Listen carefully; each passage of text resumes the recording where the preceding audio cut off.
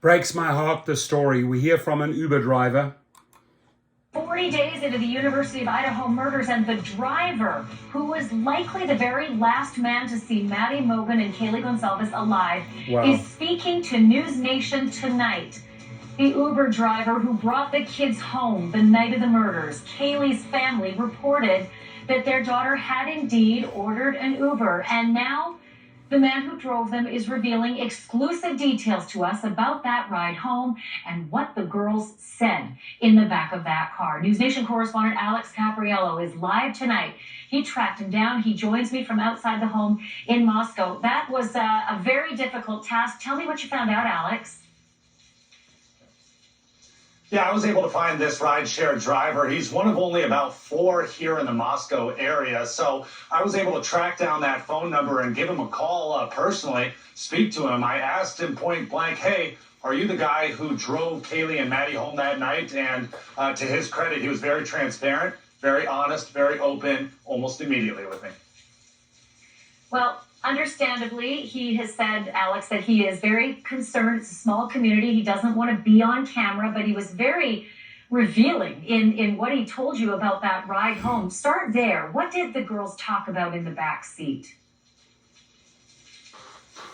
Well, he said that it was actually a rather innocent conversation from the beginning. You might remember that he picked up these 2 girls from that grub truck. It's the food truck that's located right in downtown Moscow. And really, he said that was the center of their conversation. The entire 5-minute ride home was about their mac and cheese carbonara that they were planning on splitting when they got back to the house. He said that he's picked them up in the past, not only these 2 girls, but Xana as well. And he said that in the past, they've talked about boys and drama and college life, but not this time around. It was just a very normal, innocent conversation about their food and how they were going to share it when they got home. So that's also revealing that he knew them. He had them in the car multiple times before. This is a small town, so if they've taken an Uber a couple of times, it would be likely that he'd be the driver. And he said, indeed, he knew them. He knew all 3 of them. Yeah, that's exactly right. He said that obviously as one of only about 4 rideshare drivers in this area, he picks up these girls a lot. And not to mention, we already know that this is so close to frat row. And of course, we've reported that this is a party house. So a lot of times students would come here. And so he said that Xana, that Kaylee and Maddie were no strangers to them. He's given them rides home from the bars, home from work, home from school. So he knows them. He has driven them before. But back again to this, he said that there was nothing out of the ordinary that night, that right now or in that moment that it was just an innocent conversation. Of course, the frats were bumping on a Saturday night, but here at the house, it was quiet and he saw nothing out of the usual. So as you reported earlier this week, Alex, the last thing that we heard on tape was the surveillance camera showing Maddie and Kaylee walking from the Corner Club bar to the grub truck. And the only thing we could hear was, Maddie, what did you tell Adam? And then Maddie responds, I told Adam everything. Was there any conversation in the back of the Uber car about Adam or the bartender? Because Adam turned out to be the bartender. Did you mention anything like that? Yeah, actually, the rideshare driver said that he knows Adam. He knows he's a bartender, but Adam was not brought up once at all during that conversation. Again, no conversations about boys, drama, or any trouble. And as far as what the girls were feeling, he said they were not fearful. They weren't skittish in any way. But back to the food truck, also, I asked him about that. Hey, you were right there. Did you see anything out of the ordinary there? And he said, no, it was a Saturday night at the food truck. A bunch of college kids hanging out, ordering their food before heading home. You know, I brought up another person. A lot of people have speculated about the hoodie guy he's been referenced as. He said he didn't see that guy. He has no indication that anything was wrong there at the food truck. And certainly during that entire rideshare home, no indication that anything was wrong there rather.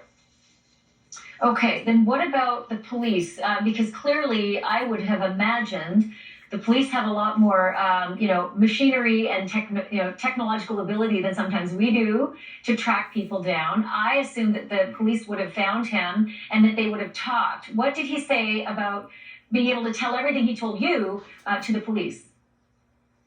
Right. Yeah, this was super interesting to me because he said that he didn't hear about the murders until the next day. And he realized, oh my gosh, these are the two girls that I had driven home and I've driven home in the past. And so he was stewing on that for a little bit. But he was the one who eventually turned himself over to the police by calling the tip line saying, hey, I was the one who drove these girls home. The police tells the rideshare driver that they already knew he was the driver, but even still, he was the one who called in himself and said, hey, I was that guy. That being said, when he did that, called the tip line, he turned over all of his GPS coordinates from that night, sharing that he went to Taco Bell after dropping the girls off and then went home. And so that's the reason why he was cleared almost immediately, never been named as a suspect or a person of interest, because all the data that he provided to the police proves that he was not there at this house at the time that these murders allegedly happened. So the other question is, as you are standing almost, I imagine, in the same spot where they were dropped off, did he mention anything about the drop-off that was unusual? Anybody in the parking lot? Did he drive into the parking lot? Did he hear something, see something, pass anybody? Actually, the only thing he said was that he heard the frats doing their normal partying, but everything else seemed quiet, seemed normal.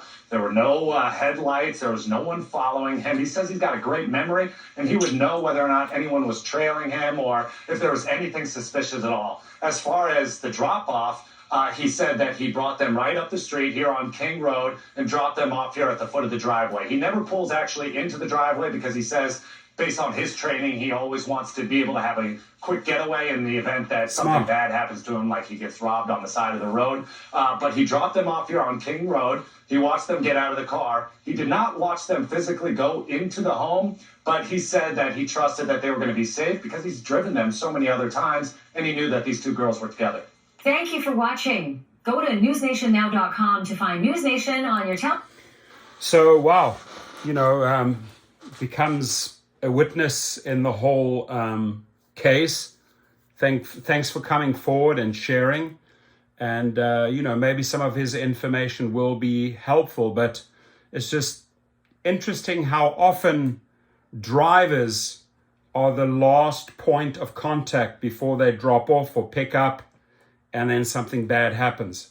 So do share. If you have any information, come forward. Have a great one, and please stay safe.